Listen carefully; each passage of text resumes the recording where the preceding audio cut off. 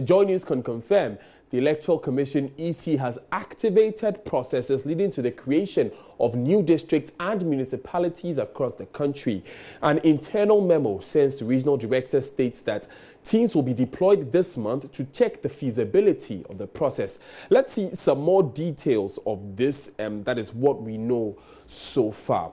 And we'll begin by looking at what the law says, because according to the Local Government Act 2016 Act 936 Section 1 subsection 3, what you're seeing on your screen now, the President shall, in exercise of his power to create new districts, directs the Electoral Commission to make appropriate recommendations.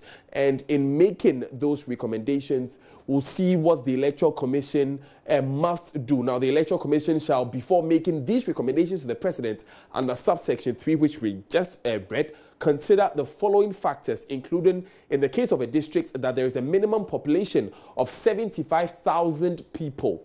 Now, in a municipality, there should be a minimum of 95,000, and for a metropolis, there should be a minimum of 250,000 people. These are not the only things that we'll check, because the same section states that they will also check geographical contiguity, that is the boundaries of these districts, and economic viability of the area, namely the ability of an area to provide the basic infrastructural and any other developmental needs from the monetary and any other resources generated in the area. So basically, the area should be able to support a new district. So what is the EC doing? That's what the law says. What is the EC doing as we know now? Prior to the 2012 election, 45 new constituencies were created by the Electoral Commission. Very key background information for us there, because this created a situation where for some districts and municipalities, there were more than one constituency in these districts. So what the EC is doing now is considering the creation of districts and municipalities out of these constituencies which fall within districts with more than one constituency. So if there's a district or municipality with more than one constituency, the EC is considering making new districts out of these other constituencies. More than 30 of these constituencies fall within these brackets. A team each is being sent to each of the 10 regions to undertake a field study, and they will submit reports accordingly. Now they'll be speaking to a number of stakeholders. The field trips would start on the 23rd of October and end on the 10th of November.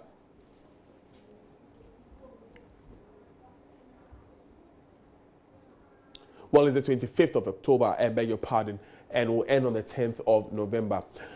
So that's a summary of what is supposed to happen, what is happening now. Now, we've been joined on the line by local governance expert George Shebafo to pick his views on this matter. Mr. Shebafo, thank you so much for your time. In the first place, in your view, is it necessary to have these new districts?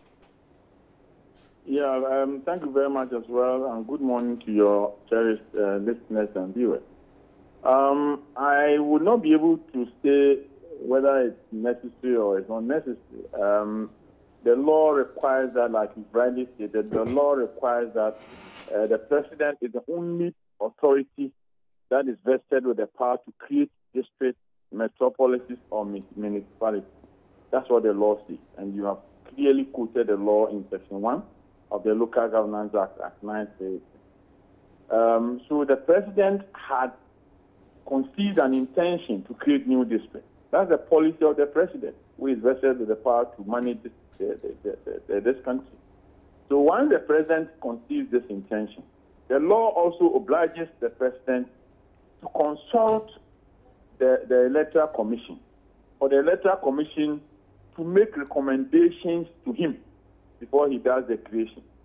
And the Electoral Commission, like you rightly stated, has to take certain factors into account in recommending or making recommendations to the President. So once the President has the intention to create new districts, it is lawful. And for that matter, let me say that it is prudent, because as an advocate of decentralization, the effective one, of course, I would go for creation of more districts. I mean, it enhances development and governance. So once the President is on course, I am also a strong advocate for it, and I believe it's a good idea. Now, sir, prior to the 2012 election, like I said earlier, we had 45 new districts created. What benefits have we had from these new districts, in your view? Well, I think that if you visit these districts, you can ascertain for yourself that there have been improved economic activities. Infrastructure has gone up. If you come to Agogo, for instance, we have had a lot of infrastructure, economic activities have been enhanced, and governance in the context of accountability has also been enhanced. We have brought governance closer to the people, and now the assembly can relate to people within the community and in the outlandish Afram Plains areas, which hitherto had to travel all the way to relate to Konongo, which is far off. So I believe that there has been a lot of positive effects from the creations that were done early. Now, a lot would argue that one of the factors that have to be considered according to the Local Governance Act being the economic viability of this exercise, the ability of the area to support a district in simple terms, is often overlooked because a lot of these districts which are created are unable to even carry some basic costs of running their district. Well, I agree with you, but we also have to realize that it's not the only condition, President. There are three factors that have to be considered.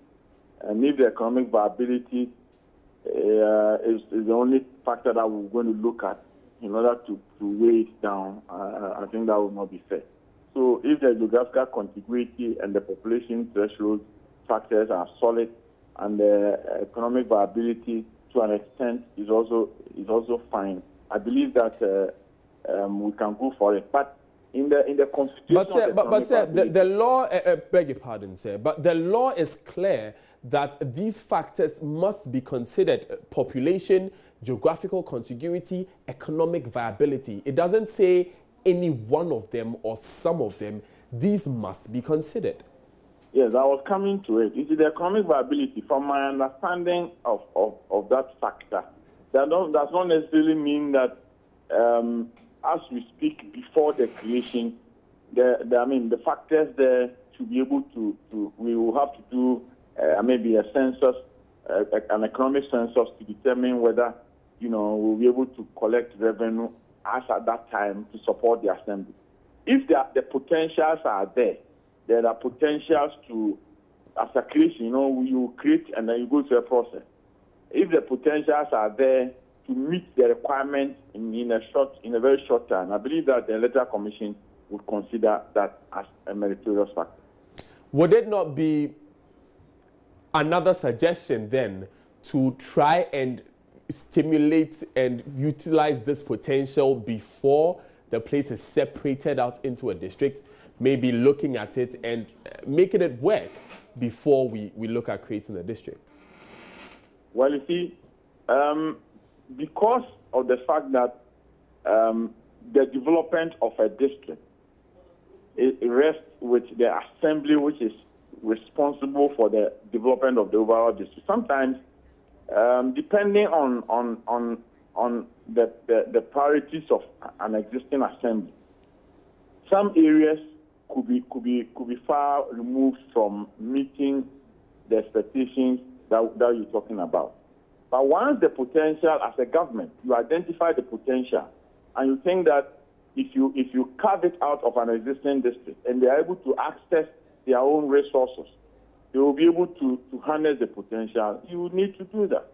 That's the way I see it. But sir, this is the case where, for instance, in our last investigation into local government and district assemblies robbing the assemblies, we found that a lot of these assemblies are saddled with debts which they don't have the wherewithal to pay. And these are assemblies that some of them are even older than these ones created in 2012. There's already a problem of local assemblies, district and municipalities not being able to carry the cost that they have. Why add new ones? Well, the issue is a bit subjective. You see, if you look at the debt profile of assembly, these debts are accumulated because of maybe political factors, for political reasons. You see, if you are an assembly, you have your common fund. You are updated as to how much common fund that you receive within a year. You have done your fee fixing. You know the amount of money that you are supposed to generate within a year. If you are on other projects like GDF, you are updated. If you are on UDG, you are updated. And if you have any other source of funding, you would have had the privilege of knowing the inflows of resources into your system. So if you are going to plan your project execution, you need to take this into account. That is why the Public Procurement Act enjoins every assembly to prepare a procurement plan, which will clearly indicate how much money you have and then what procurement you intend undertaking within the period under review. So, say, in your view, it is poor planning that puts the assemblies in this situation. Exactly so. And then political patronage, because the assembly might not even be ready to take up a project, but you have a central government directive that the assembly should do A, B, C, D in order to enhance the political fortunes of the party in government. So eventually, the assembly will commit itself to so many procurement activities which it will not have resources to meet. That is where the issue is. If the assembly is allowed, and if the assembly has an effective leader who will be able to plan and stick to the rules and regulations, you award a contract, and then you must be sure that you have the money to pay for the contract whilst in execution or whilst completed. But in the situation where the assembly has, say, 1,000 Ghana cedis, and it awards contracts to a tune of, say, 10,000, it goes overboard, and it will be saddled with debt over a long period of time. Thank you very much. Poor planning, poor supervision by the ministry and the regional coordinating council. Right. Thank you very much, Mr. Josh Sheba, for your time there.